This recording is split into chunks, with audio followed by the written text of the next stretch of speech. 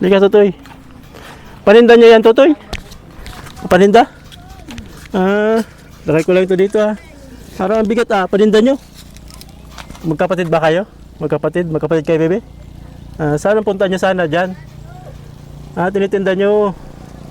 Ito mga kawild. Bali, ang sabi nung doon, bukon daw. Bukon. Anong pangalan nito, Totoy? Anong tawag nito? Bukbukon po. Bukon nga. Bukon. Kinakain ba ito? Opo. Kinakain? Nakain kayo nito? Hindi ito nakakahilo? Hindi. Kasi mga kawild, ano siya oh? Kulay violet. Kung matatandaan nyo, napanood ko kay Jessica ano? Na tinatawag ng iba na kurit o devil crab, kulay violet. Pero sabi doon ni Kuya, kinakain daw sadya ito. Pero kakaiba mga kawild, sobrang dami. Sino nang huli nito, Totoy? Si Papa po. Papa mo? Kasama ka? Marunong ka rin maghuli nito. Ayun. Magkano binta mo nito? 20 po. 20. 20 lang? Mura ano?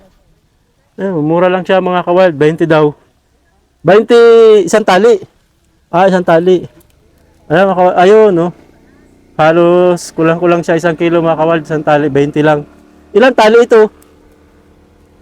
Di mo tanda? Bilangin mo daw, Totoy. 5. 5 tali. So bali ito mga kawild, 100 lang. Ano pangalan mo, bebe? Kay kami. Reka May. Ilan taon ka na, bebe?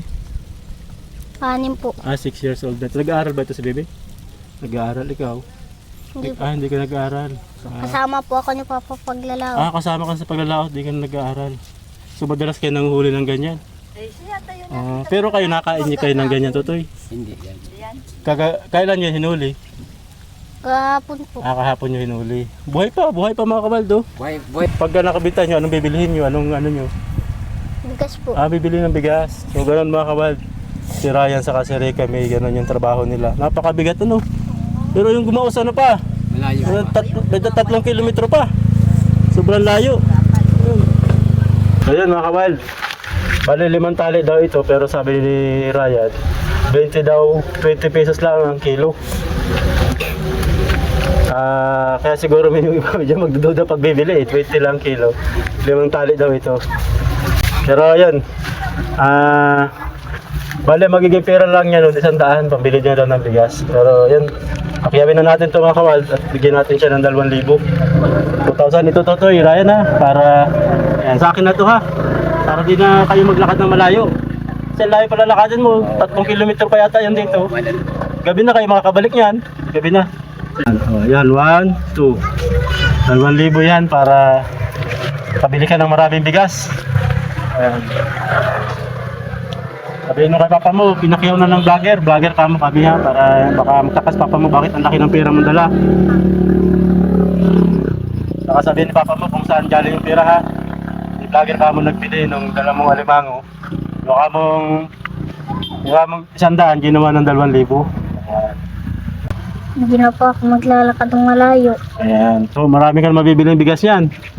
Ibig sabihin sabi papa mo, pag nabenta mabibili ka ng bigas. 1 kilo lang mabibili mo nito sana. Pero, hindi ka na pala nag-aaral, Totoy. Natin sa akong bigas.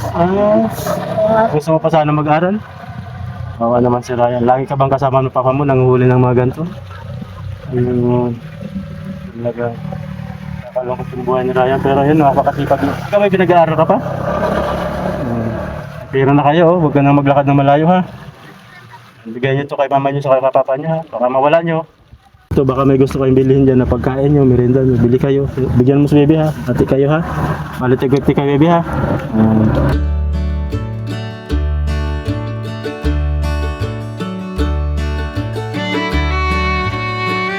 Ayan mga kamal, bali pauwi na sila kasi kung maglalakad pa sila ng papunta doon sa pagbibintahan nila, napakalayo pa nila. Kawawa naman yung 2 bata. Ayun na oh. Dali sila umuwi pero sana hindi nila malaglag yung dala nilang pera kasi ayun, walang tsinelas. Kakalungkot naman yung buhay ng 2 bata, napakalayo pa nung pagladalhan nila at mura lang naman sa murang halaga. Hindi ko alam kung nalilito lang yung 2 bata sa baka ninervyos, hindi ko alam pero 20 daw ang kilo at 5 100 lang daw magiging presyo. Isang tali. Tapos ayon sa kanya, 1 kilo lang yung bibili. Siguro ganun talaga yung presyo nun. Hindi ako pamilyar mga kawal. At ayan, matitikman din natin yung gantong uri ng alimango. At sabi naman nila ate, kinakain naman daw talaga to. Kaya at siyempre para makatiyak tayo mga kabal na hindi lang tayo mahihilo, mamimigay tayo. Hindi talaga. Ayan. Hoy, may kapalit. Ayan. At siyempre bago natin to lutuin, titiyakin ta muna na naluto na ni ate yung pero nakakain na po kayo niyan. Talaga yan. Ah, Kahit ayun. nga po, ako nahuli ako niyan. Ayun, kinakain naman daw talaga mga kabal. Buti na lang.